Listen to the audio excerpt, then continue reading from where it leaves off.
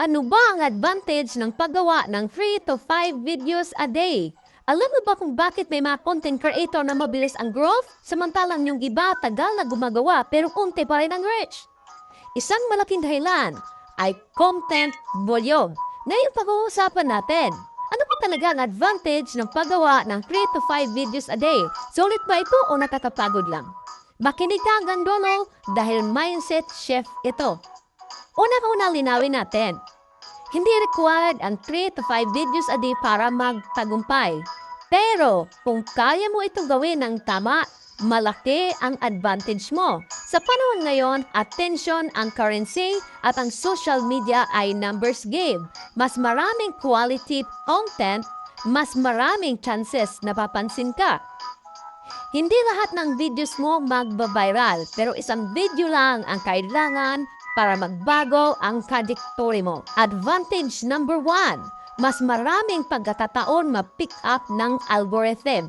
Very simple lang. Mas maraming videos, mas maraming testing ang platform. Parang naghahagis ka ng duto. May hindi tutubo, may tutubo ng kaunti at may isa nalalago ng malaki. Kung isang video ka lang a day, isang chance ka lang. Kung 5 videos a day, 5 chances araw-araw. Advantage 2, mas mabilis kang gagaling. Sa paggawa ng madaming videos, mas gumagaling ka magsalita.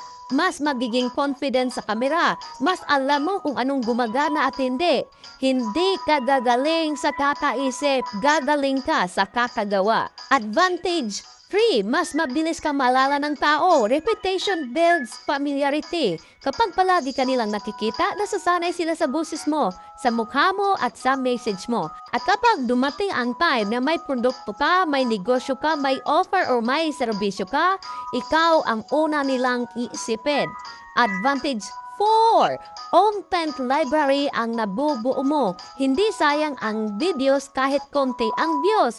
Ang bawat video ay digital asset, pwedeng balikan, pwedeng i-repurpose, pwedeng maging dahilan ng future sales. Hindi mo alam kung alin ang papanoorin after a week, after a month, or after a year. Para hindi ka ma-burn out, tandaan ito. Tip number 1, iba't ibang format, iisang topic lang. Halimbawa, isang advice video, isang story, isang tip, isang Q&A, and isang motivational line. Hindi kailangan lahat mahaba. Tip 2, huwag i-pressure ang sarili sa perfection. Mas importante ang consistency kaysa ganda ng edit. Bro, totoo, may value. Tip number 3, batch recording. Mag-record ka ng maraming video sa isang upuan.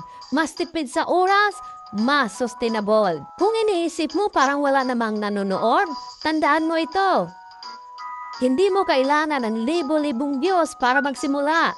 Kailangan mo lang magsimula para magkaroon ng views. Ang ginagawa mo ngayon, hindi lang para ngayon, kundi para sa future version mo. Sa mundo ng content, ang consistent ang nananalo. So ano ang advantage ng paggawa ng 3 to 5 videos a day? Uulitin natin, i-recap natin, mas maraming chances, mas mabilis na growth, mas matibay na personal brand. Kung kaya mo, gawin mo. Kung hindi pa kaya, okay lang. Basta tuloy-tuloy. Kung may natutunan ka, i-like at i-share at i-follow para mas marami pang value content. Remember, one day all these videos will make sense. See you in my next video.